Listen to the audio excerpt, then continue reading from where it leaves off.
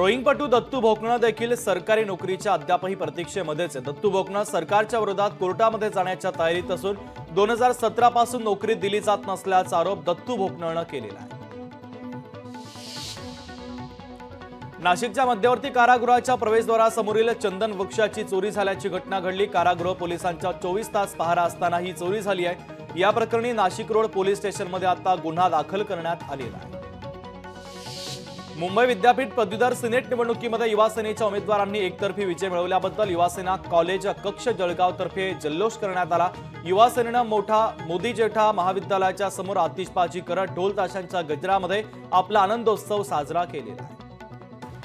स्मशानभूमी आणि कब्रस्तानमध्ये प्रेताची विल्हेवाट लावणाऱ्या मसनजोगी समाजाला शासकीय नोकरीमध्ये समाविष्ट करण्याचे आदेश काढण्यात आलेत, मात्र अद्याप त्याची अंमलबजावणी झाली नसल्यानं सांगोला तहसील कार्यालयाच्या बाहेर मसनजोगी समाजाने आमरण उपोषण आता सुरू केलं आहे।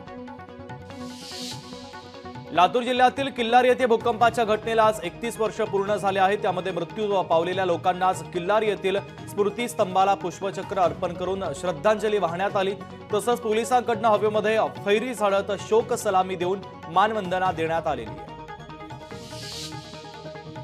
शिवप्रतिष्ठान हिंदुस्थानच्या श्री दुर्गा माता दौडीस 3 ऑक्टोबर पासून सुरुवात होणार आहे। शिवप्रतिष्ठान प्रमुख संभाजी भिडे यांच्या नेतृत्वामध्ये गेली अनेक वर्ष दुर्गा माता दौड सुरू आहे। तर सांगता दौडीला मुख्यमंत्री एकनाथ शिंदे आणि उपमुख्यमंत्री अजित पवार उपस्थित राहणार आहेत। हिंगोली जिल्ह्यामध्ये खासदार नागेश पाटील आष्टीकर यांच्या विरोधात धनगर समाज आक्रमक झाला। यावेळेस आष्टीकर यांच्या प्रतिमेला जोडे मारत जिल्हाधिकारी कार्यालयावर मोर्चा काढण्यात आलेला आहे। मंत्री अब्दुल सत्तारांच्या विरोधामध्ये आज सिल्लोड येथे हिंदुत्ववादी संघटना आणि नागरिकांच्या वतीने भव्य मोर्चा काढण्यात आला। यावेळेस ग्रामीण भागातून मोठ्या संख्येने महिला आणि पुरुष सहभागी झाले होते। कोल्हापूर जिल्ह्यामध्ये भाजपला पुन्हा खिंडार पडण्याची शक्यता आहे। भाजपचे नेते शिवाजी पाटील हे राष्ट्रवादी शरदचंद्र पवार पक्षामध्ये प्रवेश करणार असल्याच्या चर्चा आता रंगू लागलेल्या आहेत।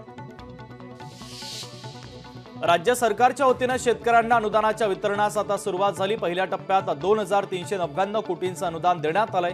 राज्य मंत्रिमंडळाच्या बैठकीमध्ये अनुदानाच्या वितरणास मान्यता देण्यात आलेली आहे। गडचिरोलीकरांना आता 24 तास पाणी पुरवठा होणार आहे। वाढीव पाणी पुरवठा योजनेच्या प्रस्तावाला नगर विकास मंत्रालयाने मंजुरी दिल्यानं 24 तास पाणी पुरवठा उपलब्ध होणार आहे। देशी गायीला राज्यमाता गोमातेचा दर्जा मिळाला आहे। राज्य मंत्रिमंडळाच्या बैठकीमध्ये हा निर्णय देण्यात आला। तर नोंदणीकृत गोशाळांना प्रति गाय 30 रुपये चारा अनुदानाची घोषणा देखील सरकारने केलेली आहे। हिंगोली जिल्ह्यातील 3 लाख शेतकरी अद्यापही पीक विम्याच्या प्रतीक्षेमध्ये आहे। शासनाकडून निधी विमा कंपनीकडे वर्ग झाला नसल्यानं शेतकऱ्यांना विमा मिळालेला नाही। पुण्यामध्ये महिलांच्या सुरक्षेसाठी गुलाबो गँग तैनात झाली। अत्याचाराच्या घटना रोखण्यासाठी गुलाबो गँग नावाची संघटना स्थापन झाली। संगीता तिवारी आणि त्यांच्या सहकाऱ्यांच्या वतीने उपक्रम राबवला जातो। केंद्रीय मंत्री अमित शहा उद्या नवी मुंबईच्या दौऱ्यावर जाणार आहेत। मुंबईसह कोकणातील मतदारसंघांचा ते आढावा घेणार असून नवी मुंबईत उद्या भाजप पदाधिकाऱ्यांसोबत चर्चा करणार आहेत। लोकशाही मराठी ऐका, पहा, जागरूक रहा।